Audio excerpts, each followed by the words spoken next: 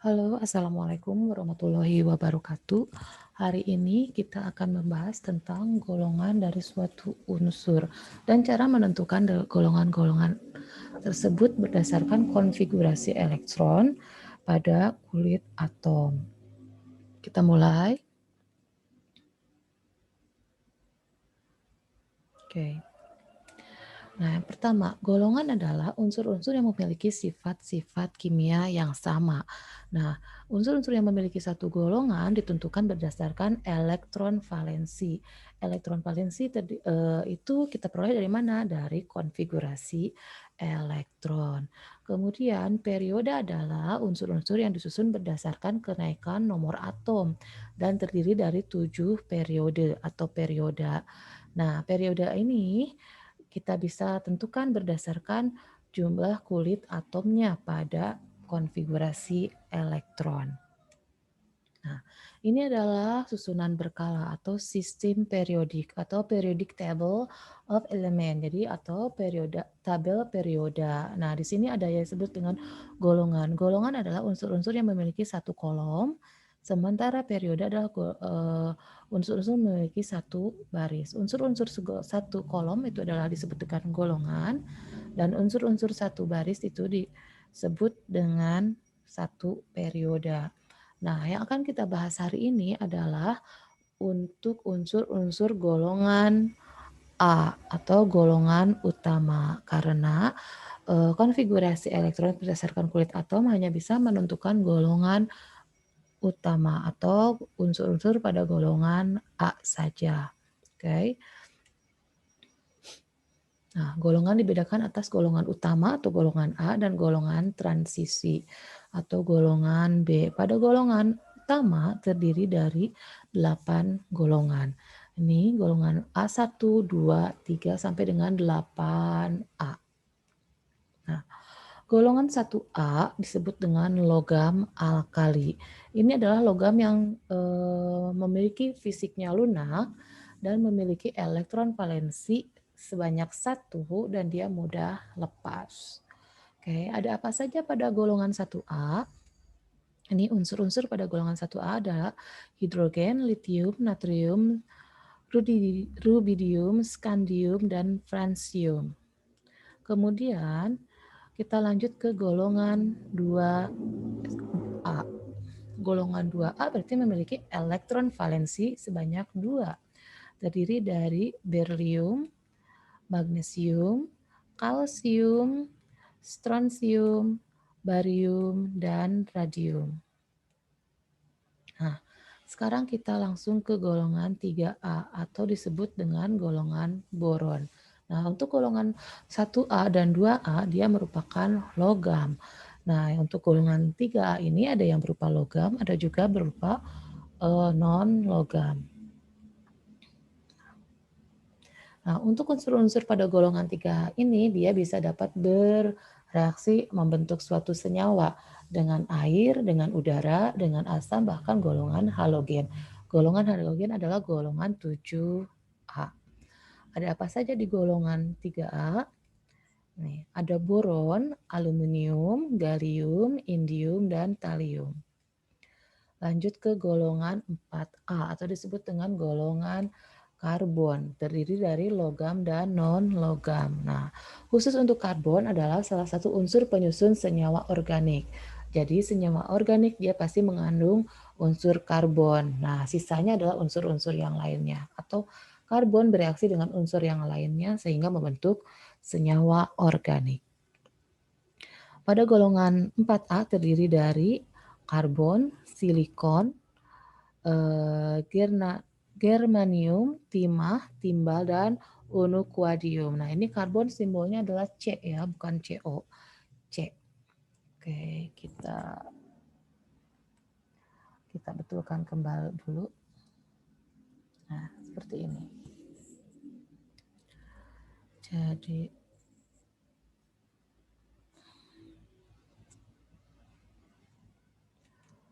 oke. Nah, seperti ini. Kemudian kita masuk ke golongan 5A. Nah, terdiri dari nitrogen, fosfor, arsen, antinum, bismut. Nah, golongan nitrogen golongan 5A disebut dengan golongan nitrogen sesuai dengan unsur pertamanya.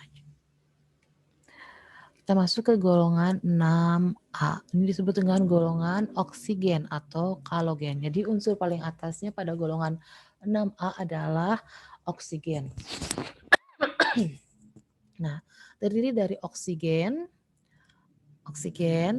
belerang atau sulfur, selenium, tellurium, dan polonium. Ini golongan 6A.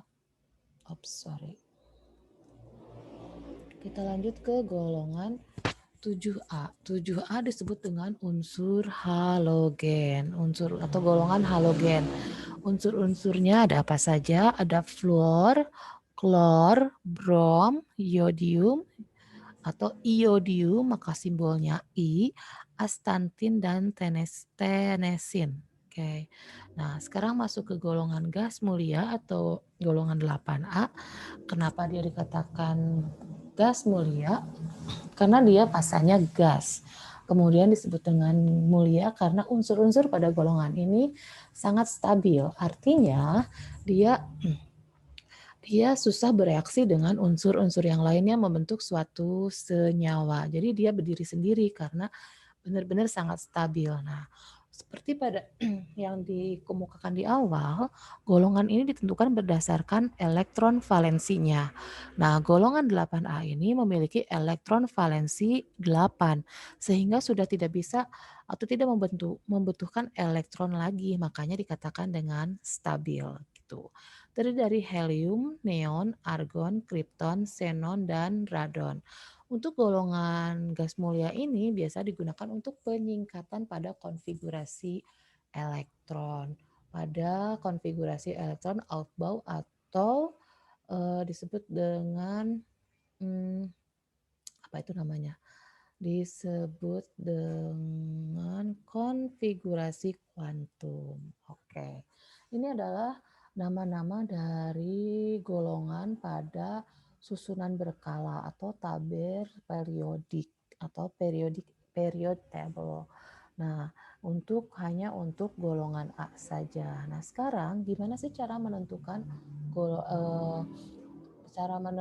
golongan dari suatu unsur-unsur? Berarti basicnya apa? Basicnya adalah kalian harus sudah mampu melakukan konfigurasi elektron. Konfigurasi elektron, pertemuan sebelumnya kan sudah dibahas. Nah, itu contohnya kita bahas yang pertama. Kalsium. Kalsium memiliki nomor atom 20. Ini adalah konfigurasi elektronnya. Di sini kita lihat dia memiliki elektron valensi 2 dan memiliki jumlah kulitnya, kulit ke-1, kedua, ketiga, dan keempat. Berarti memiliki elektron valensi 2 dan jumlah kulit 4, sehingga golongannya adalah 2A dan periodenya adalah 4. Oke, ini yang kedua, Br35. Konfigurasi elektronnya seperti ini. Di sini yang dilihat adalah elektron valensinya. Elektron valensinya 7. Kemudian kulitnya 4 dapat dari mana? 1, 2, 3, 4. Karena elektron valensinya 7, maka golongannya 7A.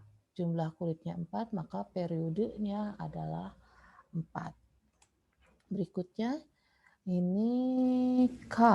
K ini kalium. Ini kalium ya, bukan kalsium. Ini kalium. Oke.